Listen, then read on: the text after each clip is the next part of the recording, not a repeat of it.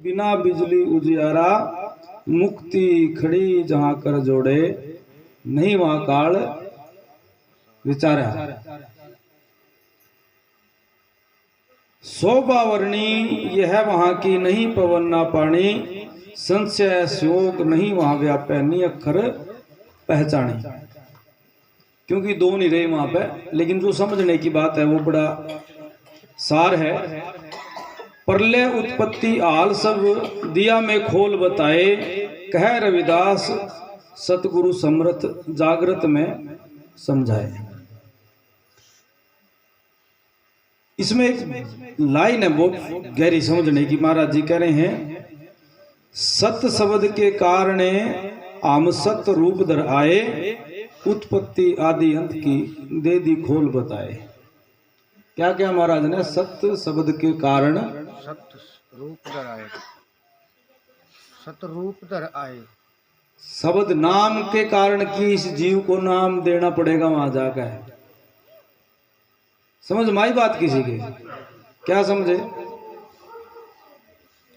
जो सतलोक है, जहां महाराज जी कह रहे हैं बिना बात बिना फूल वहां खुशबू उठती, बिना बिजली उजियारा चमकारा, और मुक्ति खड़ी वहां कर जोड़े, हाथ जोड़ के खड़ी वहां मुक्ति, और नहीं वहां काल विचारा। ये संकेत महाराज ने दिया है कि मेरी कौम ये समाज समझ जाए, किसी के बकावे में ना आवे कि सतगुरु कहां से आए। सतलोक से, जो मैंने शुरू में ही बात करी थी कि सतगुरु महाराज शब्द स्वरूप हैं, उनका 8 मास का शरीर नहीं है, वो भोग से 9 महीने गर्भ में नहीं रहे, वो बीज की बूंद से नहीं बने। ये कोई उसका उल्टा ज्ञान करता है, बोले शरीर ही तो बन रही है, बोले अभी तरला तो वो शब्द का ही रूप है, फिर तो सारे ही सतगुरु बन गए। भीतरले में ले जाकर छोड़ दे, जो चेतन अंदर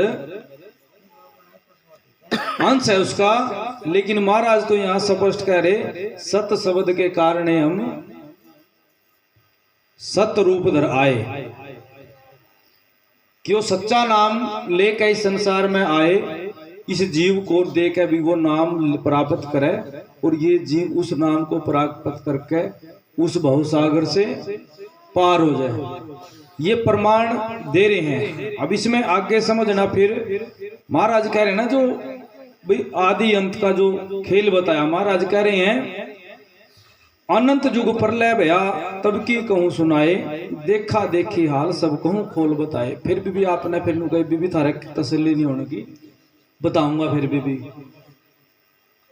कोई निराकार का दे, कोई सिद्ध नहीं निकंदे, सतगुरु रविदास परमात्मा मालिक इष्ट सब कुछ। महाराज कह रहे हैं 5 तत्व गुण 3 नहीं थे, ज्योति निरंजन ब्रह्म नहीं थे, नहीं था कोई ओंकारा, शेष महेश नहीं ओंकारा। समझ में आई ना कौन कौन नहीं थे? शिव जी, ब्रह्मा, विष्णु, महेश, ओंकार, ओंकार कुछ भी नहीं थे।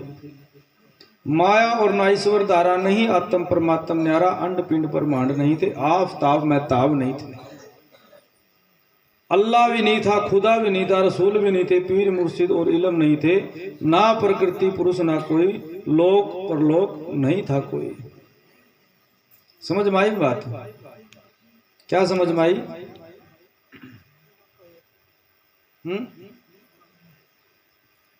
कि ये भी नहीं थे।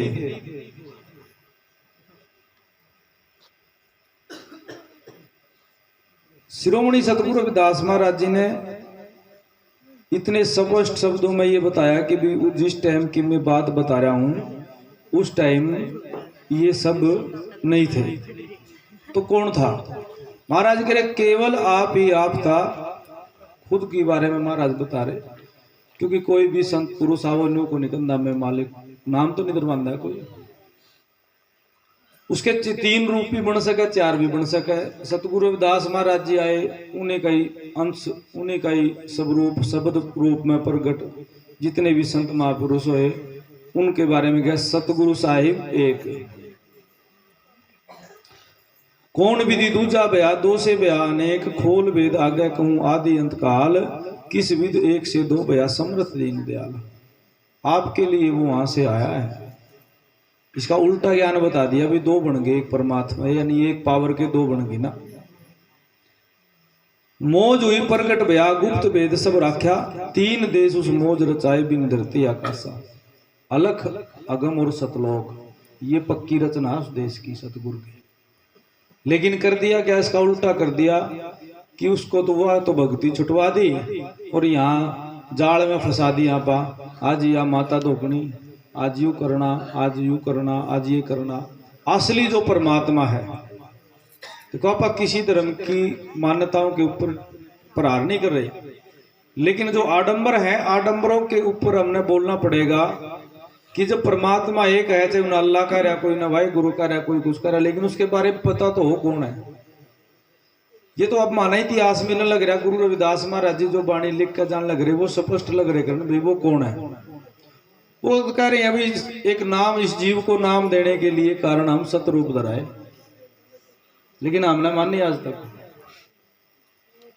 इसीलिए मेरा कहने का भाव ये है साध संगत जी कि आप इस बात को मानो, और जो गुरु का मूल मंत्र है, जो उपदेश है, जो कह रहा है, जिसको यहाँ पर सच्चा नाम, जिसको कहते हैं यहाँ पर सतनाम, वो सतनाम का जो अंदर का गुप्त वेद है, जो महाराज ने कहा है भी उसको समझना पड़ेगा।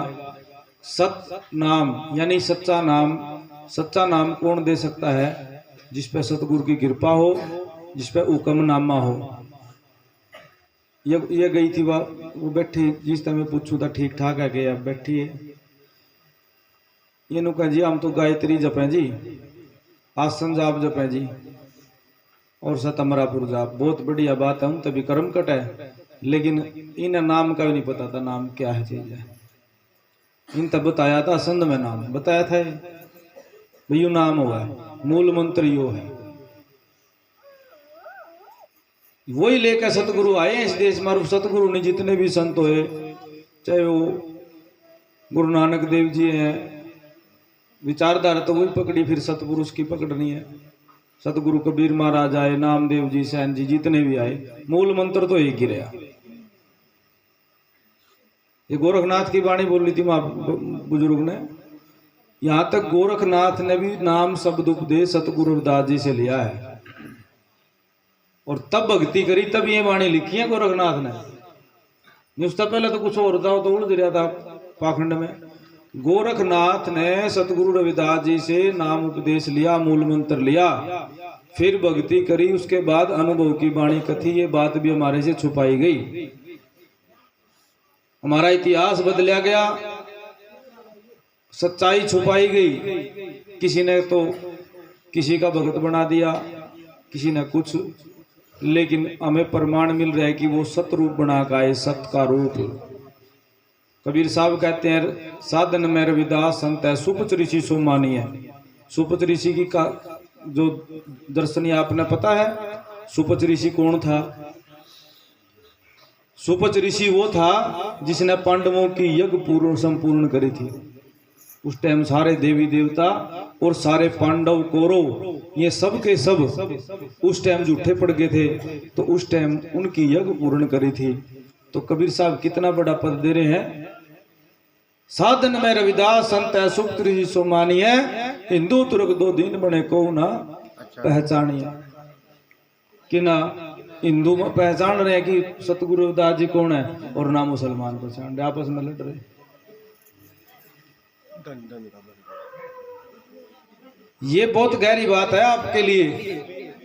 आपने सारी संगत ने जिन्हें नाम भी नहीं ले रखा, वो न्यू भी उठ कर करोगे ना, धन सतगुरु रविदास, सतनाम सतगुरु रविदास, इसमें बेड़ा पार हो जाएगा खरा, इतनी कहने में भी। लेकिन यहाँ